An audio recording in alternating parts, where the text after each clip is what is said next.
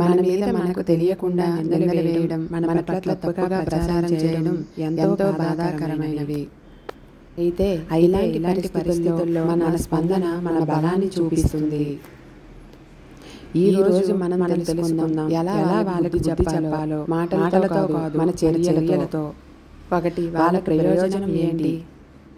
నిజానికి మన మీద నిందలు వేయడం వెనక అసలు ఉద్దేశం మన క్యారెక్టర్కి చెడు పేరు తీసుకురావడమే కాదు. వాళ్ళ అసూయ, స్వార్థం లేదా మన విజయం చూసిన అసహ్యం అందుకు కారణం కావచ్చు. ఒక్క విషయం గుర్తుంచుకోండి, ఎత్తైన కొండలపైనే గాలి బలంగా ఉంటుంది.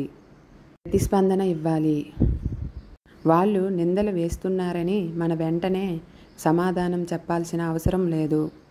అలాగని ఎప్పటికీ మౌనంగా ఉండడం అంటే కాదు, కానీ మొదట మౌనంగా ఉండటం చాలా సమర్థవంతమైన వ్యూహం.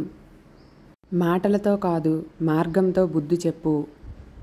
వాళ్ళు మీపై నిందలు వేస్తే మీరు ఓర్పుతో, నిజాయితీతో జీవించండి.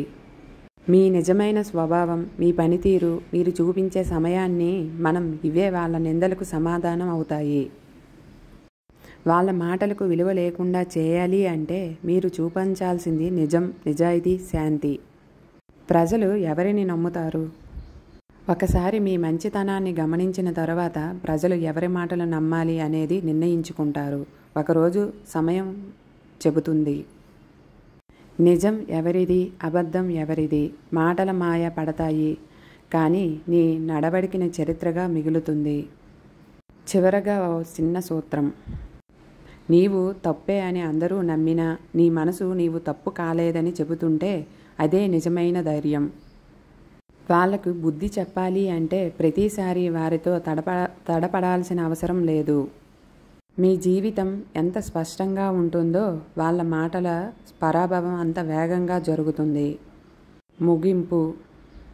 నిందలు వేసే వాళ్ళ కోసం కాదు, నిన్ను నమ్మిన వాళ్ళ కోసం చలించకుండా స్థిరంగా ఉండు. ఒకరోజు నిజమే నినాదం అవుతుంది. అప్పుడు వాళ్ళ నిందలన్నీ అవమానంగా మిగిలిపోతాయి. నిన్న నిన్ను నిందించిన వాళ్ళే రేపు నీ నిశ్శబ్దాన్ని చూసి తలదించుకుంటారు. నీవు నిజంగా ఎవరో సమయం చూపిస్తుంది. అందుకే మౌనంగా కాదు, గర్వంగా నడవాలి.